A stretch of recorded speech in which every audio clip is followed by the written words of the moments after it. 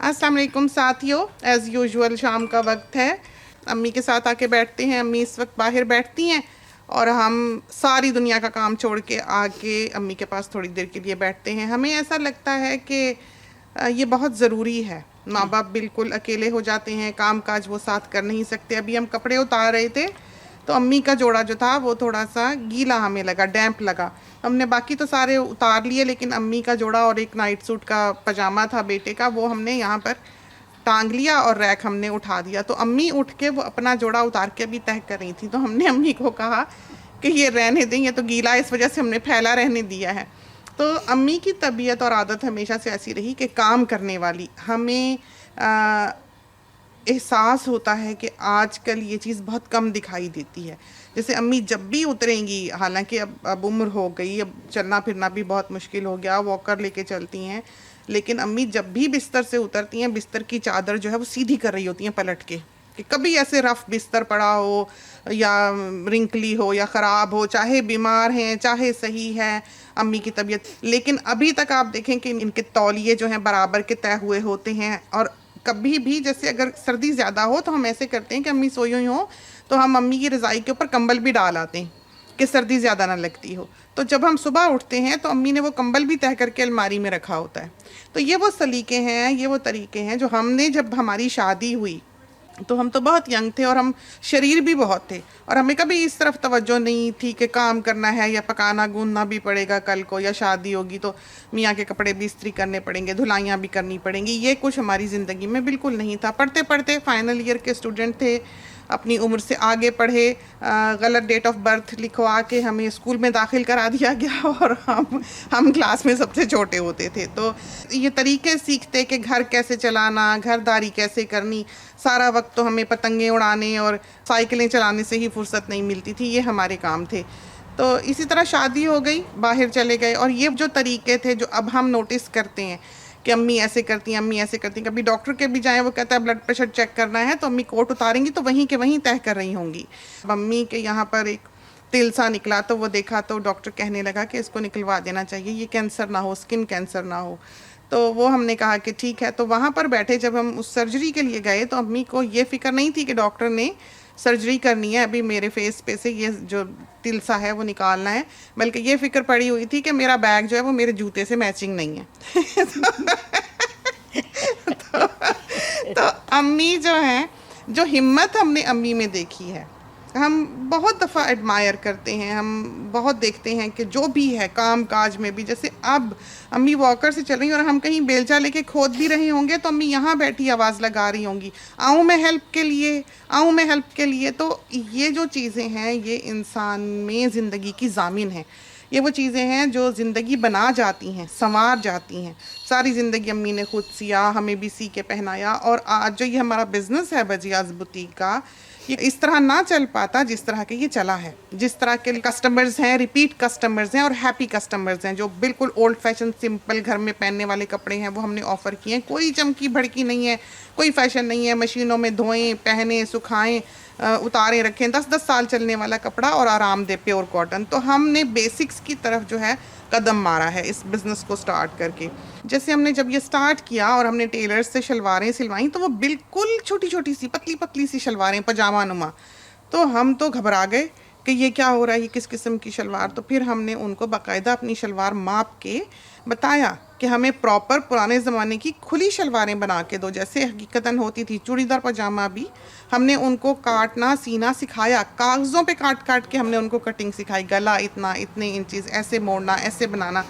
ये वो चीज़ें थीं जो आज हम सोचते हैं कि एक नादानी की उम्र में, एक बहुत बचपन की उम्र में हम सीख गए और आज हमारे काम आई। और हमसे जितने लोग ये सीखे हैं और टेलर्स वगैरह जिनको हमने ये ट्रेनिंग दी है, हम शुक्र करते हैं कि ये चीज़ हमारे ज़माने में कायम रहेगी, क्योंकि ये भी एक कला है, ये भी एक हुनर है, अच्छी सिलाई करना। अब जैसे हमारे बच्चे हैं उनको नहीं आती सिलाई सिलुई बिल्कुल भी, अम्मी को आती है, हमें भी आती है। हमें याद है नहाने वाली जो फट्टी बाथरूम में हमारे हुआ करती थी लकड़ी की, कि जो काम करने वाले आते थे अगर उन्होंने कुछ धोना है तो उस फट्टी पे बैठ के वो धोया करते थे। वो फट्टी हम मशीन के पैरों पे रखा करते थे। हम इतने छोटे थे कि कुर्सी से हमारा पाँव मशीन के पैडल पे नहीं जाता था और हम कढ़ाई कर लिया करते थे। उस वक्त जिग-जैग मशीनें जो थी वो सिर्फ बाहर से आया करती थी। अम्मी के पास पैरों वाली मशीन थी, उसमें मोटर भी नहीं थी, वो पैरों से ही ऐसे ऐसे झूल के पैडल जो था वो चलाते थे हम, और हम फ्रेम लगा के कढ़ाई जब करते थे तो फ्रेम मूव करते थे और डोरी डाल के हम जिग-जैग डोरी को उस धागे से कवर करते थे। तो इस तरह अम्मी ने भी कढ़ाइयाँ की हुई हैं, हमने भी की हुई हैं। तो ये चीज़ें हमने अम्मी से ऐसी उम्र में सीखी जबकि हमें समझ नहीं थी कि हम क्या सीख रहे हैं या ये हमारे किस काम आएगा और ज़िंदगी में ये हमारा कितना साथ देगा। हमने बच्चों के भी अपने कपड़े बाज़ औक़ात खुद ही सिए, अपने ग्रैंड किड्स के भी बाज़ औक़ात खुद सी के पहनाए, और अब तो माशाल्लाह से अल्लाह के फजल से बेटी आने वाली है हमारे घर में। बेटी के यहाँ बेटी पैदा होने वाली है इंशाल्लाह अप्रैल के आखिरी दिनों में। तो उसके लिए भी हम सोच रहे थे कि हम कुछ सीख के जो है तैयार करें। तो अम्मी से हमने ये सारा कुछ उस उम्र में सीखा और कुछ अपने अब्बा जान की तरफ से लिया, जैसे सफाई की जो आदत है, समेटने की जो आदत है, बराबर रखने की, संभाल के रखने की। और बाज़ औक़ात अंधेरे में भी हमने देखा कि हम कोई चीज़ अगर चाह रहे हैं रात को कि हमें मिले, हमने बत्तियां बंद कर दी हैं, हम बेड पे लेटे हैं और हमें ख्याल आया कि ओहो वो चीज़ तो हमने पास रखी नहीं, हम उठ के जाके अंधेरे में भी हाथ मारें तो हमें अपने अब्बा जान याद आते हैं कि वो कहा करते थे कि चीज़ ऐसी जगह पे रखो कि अंधेरे में भी हाथ मारो तो मिले, और हमें मिलती है। तो अम्मी भी इसी तरह की थी। तो अम्मी से सोचा कि बैठते हैं तो कुछ बातें करते हैं। तो क्यों अम्मी, सिलाई के आपके यहाँ मशीन हुआ करती थी? जी, मशीन थी।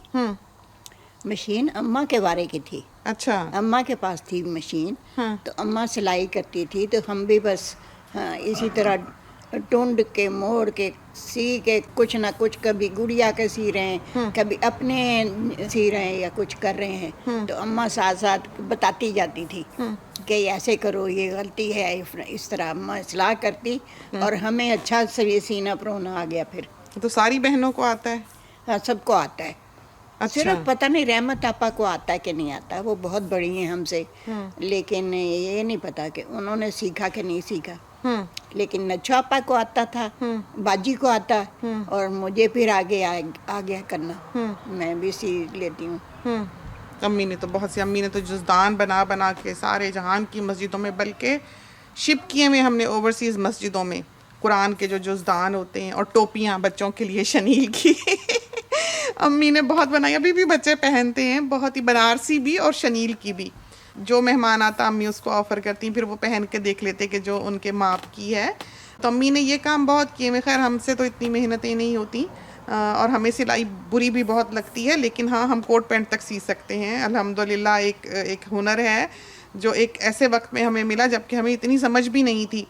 तो अम्मी आपने क्या क्या सिया हुआ है? अम्मी को तो गरारे काटने भी आते हैं। गरारे, तंग पजामा और सीधा पजामा, फिर पैंट मर्दों की और कोट मर्दों के, और ये सब चीज़ें मैंने सी हुई हैं, सीखी हुई हैं। गरारा काटना आजकल कहाँ किसी को आता है? गरारा काट लेती थी, तंग पजामा काट लेती थी, वैसे ही खड़ा पजामा भी, लड़कों के कपड़े मर्दाने, ये सब मैंने सिए हुए हैं, सीखे हुए हैं। लेकिन अब भूल भाल गया, अब तो इतना नहीं। और शरारे और गरारे में क्या फ़र्क है? शरारा तो सीधा ही होता है, गरारा तो होता है जिसमें घुटने तक चुन्नट होते हैं, वो गरारा है। और शरारा जिसमें कुछ चुन्नट नीचे तक सीधा ही होता है, बिल्कुल इजी। और चूड़ीदार पजामा? चूड़ीदार पजामा जो है ये ज़रा डिफ़िकल्ट है बनाना भी, इसलिए कि इसका कटाव ऐसा होना चाहिए जो बिल्कुल ठीक आए, घुटनों पे, नीचे पांचों में सारा खिंचे ना, इसका ध्यान रखना पड़ता है। तो इसलिए वो ध्यान से ही सीना काटना पड़ता है। पहले तो थैला बना के काटते थे। हाँ, अब भी वही है, तकरीबन वही। अब तो ऐसे ही कपड़ा तिकोना करके तो नीचे पांचा काट लेते हैं और ऐसे पल्लू नहीं, मोड़ तुमने के। तरीका से सही तुमने हमने तो शॉर्टकट मारा हुआ है। हाँ हाँ। तो अम्मी, अगर आजकल के ज़माने में हमने बहू ढूंढनी हो तो आप बच्ची में क्या क्या देखना चाहेंगी? बस वही पुरानी चीज़ें हैं, सलीका तरीका हो घर का, बैठना उठना, सलाम दुआ करना, लड़की कैसे आई, कैसे मिली, और फिर उसके घर वाले भी कैसे हैं। ये सिर्फ लड़की नहीं देखते थे हम, घर वाले भी, घर भी देखते थे उनका। सारा कुछ उनको माँ सिखाती थी और माँ सीखी भी होती थी। फिर वो आगे अपने बच्चों को भी यही कुछ तरबियत देती थी। और अच्छे घर होते थे। अब तो पहले तो सब कुछ आता था लड़कियों को, ये घर कैसे चलाना। जब ब्याह के घर आती थी तो क्या रीति रिवाज थे उस जमाने में? थोड़ा बहुत ही था, इतना नहीं, वो तो ख़त्म हो गए थे फिर। क्या बहू की जिम्मेदारियां थी उस वक्त, या क्या हुकूक व फराइज हुआ करते थे बहू के उस वक्त? समझा जाता था कि असल काम करने वाली वो लड़की है, जो आएगी वो घर संभालेगी। अच्छा। वो काम काज करेगी, हांडी रोटी करेगी, बर्तनों का ख्याल रखेगी, घर की सफाई सुथराई कर रखेगी। लड़की का बहुत कुछ लड़की से तवक्को की जाती थी कि जो लड़की आएगी घर में उसको सलीका तरीका होना चाहिए, रखने रखाव का, देने लेने का और सीने परोने का, ये सब कुछ उसको आना चाहिए। तो ये फिर जब लड़की लेने जाते थे तो मैं ये चीज़ें देखती थी कि उनके घर में सफाई है कि नहीं, या माँ सीती परोती है, या सिर्फ माँ ही हांडी रोटी करती रहती है, बेटी फिर बैठी रहती है। और बस ये चीज़ें देख देख के। लेकिन मुझे तो हांडी रोटी नहीं आती थी जब शादी हुई। नहीं, तुम सलीके तरीके वाले घर की थी, काफ़ी कुछ आता था तुम्हें, ये नहीं कि बिल्कुल नहीं आता था, काफ़ी कुछ आता था और कर लेती थी तुम। तो फिर क्या होता था अगर बहू तवक्कुआत पे पूरी ना उतरे? कुछ नहीं, बस झिकझिकी होती रहती थी। जैसे नौ ਨੂੰ ਲੈ ਕੇ ਆਂਦੇ ਸੀ ਤੇ ਉਸ ਵੇਲੇ ਇਹ ਸੀ ਕਿ ਤਵੱਕੁਆਤ ਉਦੋਂ ਤੋਂ ਬੜੀਆਂ ਹੁੰਦੀਆਂ ਸੀ ਕਿ ਹੁਣ ਜਿਹੜੀ ਨੌ ਆਈ ਆ ਇਹਨੇ ਘਰ ਸੰਭਾਲਣਾ ਵਾ, ਸਹੁਰੇ ਦੀ ਖਿਦਮਤ ਕਰਨੀ ਆ, ਮਾਂ ਪਿਓ ਦੀ ਕਰਨੀ ਆ, ਸਾਰਿਆਂ ਦੀ ਕਰਨੀ ਆ, ਘਰ ਦਾ ਤੌਰ ਤਰੀਕਾ ਆਉਣਾ ਚਾਹੀਦਾ। ਲੇਕਿਨ ਕਿਸੇ ਘਰ ਦੀ ਕੁੜੀ ਤੇ ਲਿਆਓ ਤੇ ਉਹ ਚੰਗੀ ਸਲੀਕੇ ਵਾਲੀ ਹੁੰਦੀ ਸੀ, ਤੇ ਕਿਸੇ ਘਰ ਦੀ ਆਉਂਦੀ ਸੀ ਤੇ ਉਹਨੂੰ ਕੱਖ ਨਹੀਂ ਸੀ ਆਉਂਦਾ। ਨਾ ਉਹਨੂੰ ਪਕਾਉਣਾ ਗੁੰਨਣਾ ਆਉਂਦਾ ਸੀ, ਨਾ ਉਹਨੂੰ ਆਟਾ ਗੁੰਨਣਾ ਆਉਂਦਾ ਸੀ। ਤੇ ਉਹ ਫਿਰ ਇਹ ਸੀ ਕਿ ਕੁੜੀਆਂ ਕੋਈ ਤੇ ਸਲੀਕੇ ਵਾਲੀਆਂ ਹੁੰਦੀਆਂ ਸੀ ਤਾਂ ਉਹ ਸਮਝ ਜਾਂਦੀਆਂ ਸੀ ਵੀ ਸਿੱਖ ਜਾਂਦੀਆਂ ਨੇ ਕਿ ਨਾ ਸੱਸ ਨੇ ਕੀ ਕਿਹਾ ਵਾ ਤੇ ਉਦਾਂ ਹੀ ਕਰਨਾ, ਤੇ ਉਹ ਸਿੱਖ ਜਾਂਦੀਆਂ ਸੀ, ਕਰ ਲੈਂਦੀਆਂ ਸੀ। ਕਈ ਹੁਣ ਤੇ ਅੱਜ ਕੱਲ ਕੋਈ ਨਾ ਕੋਈ ਸਿੱਖਦੀ ਤੇ ਨਾ ਕੋਈ सिखाती। तो आपको लगता है कि ये बुराई है मुआशरे की कि आजकल की बच्चियों को कुछ नहीं आता? हाँ हाँ, बुराई है, कमी है ये चीज़ दी। तो लड़कियां तो आजकल पढ़ती लिखती नौकरियां करती, नहीं तो सीखने वाली जो घरों में काम करने वाली हैं, जिनकी माएँ करती हैं उनकी बेटियां भी करती हैं। तो चाहे वो जॉब करने वाली, हाँ, जॉब करने वाली हों, वो करके जॉब आके शाम को माँ का हाथ बटाती हैं, घर में सफाई सुथराई, बर्तन धो देने, किचन साफ कर लेना, ये काम फिर वो लड़कियां कर लेती हैं आके। आपका जो अम्मी अब्बू का घर था उस घर में सबसे ज्यादा काम कौन करता था?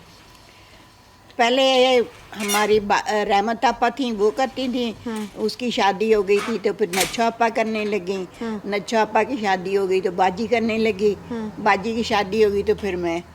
अच्छा, बारी बारी। हाँ, ऐसी। हाँ। सब लड़कियां करने वाली थी। कोई ऐसी लड़की नहीं थी जिसने बैठ के खाया हो और ना कुछ हेल्प की हो किसी की। सब करने वाली थी, बारी बारी जिसकी बारी आती थी वो लड़की अपना काम संभाल लेती थी। हौले हौले पहले साथ हाथ बटाती थी कि बड़ी बहन का हाथ बटा दिया, आटा गूंद दिया, सब्जी काट दी, इस तरह छोटे छोटे काम वो करने लग जाती थी। बस फिर जब वो बड़ी की शादी हो जाती तो फिर उसके जिम्मेदारी हो जाती, फिर वो करते। ठीक ठीक ठीक। तो बहनों के जहेज वगैरह क्या बनाते थे, क्या होता था, क्या तैयारी होती थी? जहेज ये कि इतने हम अमीर नहीं थे, गरीब भी दावे का सब कुछ था। कोई ऐसे अमीर मालदार नहीं थे कि बहुत कुछ दे दो लड़की को। मतलब जो माँ के पास होता था वो माँ कुछ तो या अपनी चीज़ें निकाल देती थी या अपने बर्तन शुर्तन जो उसके जहाज में आए होते थे वो डाल देती थी, या ये कि जो कपड़ा लता अच्छा उसमें से होता था वो लड़की को डाल देते थे। बस ये था। और अब बरी क्या आती थी? बरी भी वो सास ले आती थी अपने कपड़े, जो सास के अपने कपड़े जो वक्त के होते थे, तंग पजामा हो गया, गरारा हो गया। अच्छा। ये ऐसी चीज़ें जो थी उस ज़माने में वो सास अपने बहू को डाल जाती, बहू को डाल। और जेवर? जेवर भी वही, वो अपने कुछ थोड़ा बहुत चढ़ा जाती थी। कोई कड़े दे दिए, कोई पजेबियाँ दे दी, इस तरह को। इतना नहीं जेवर भी बेचारियों के पास। उस ज़माना ऐसा था गरीबी का, कोई अमीरी ज़माना नहीं था कि सब कुछ अमारत का दिया जाता। तो सारे ही उस जमाने में ऐसे होते थे पार्टीशन के बाद? हाँ तकरीबन तकरीबन बस वो ज़माने गुजर गए, कोई अब फिर वो तो रही नहीं चीज़ें। और अब्बा जान की फैमिली? दादा का बाग था, फिर वो बागा वाला मशहूर था, तो उनका बाग था आमों का, अमरूद आम ऐसी चीज़ें, अनार ये लगे होते थे। कैसे कैसे ज़माने देखे हैं, मुझे तो दुखी होना लग जाता था सोच के। हाँ, तो अब का ज़माना अच्छा है? हाँ अच्छा है, अब तो मुफ्त में मिल रहा है खाने पीने रहने को। अब तो कोई ना पैसा ना धीले की फिक्र, किसी चीज़ की फिक्र ही नहीं है यहाँ तो, अल्लाह का एहसान है। तो वो ज़माना फिर भी आप मिस करती हैं? हाँ हाँ क्यों नहीं, वो अच्छा ज़माना था। इतनी अमीरी नहीं थी लेकिन था सब कुछ, गुर्बत नहीं थी, अमीरी भी नहीं थी, लेकिन ये था कि था सब कुछ कि किसी बर्तन की ज़रूरत है वो भी घर में अम्मा ने बनाए हुए हैं, परातें ली हुई हैं, देगचे लिए हुए हैं, हांडियाँ रोटियाँ सब करने कुछ, के हाँ। लिए सब तो कुछ। नानी जान को सलीका तरीका था? हाँ अम्मा को था, अम्मा भी छोटी उम्र में ब्याही गई थी, कोई ऐसी नहीं, लेकिन फिर भी अम्मा रख रखाव अम्मा के पास था।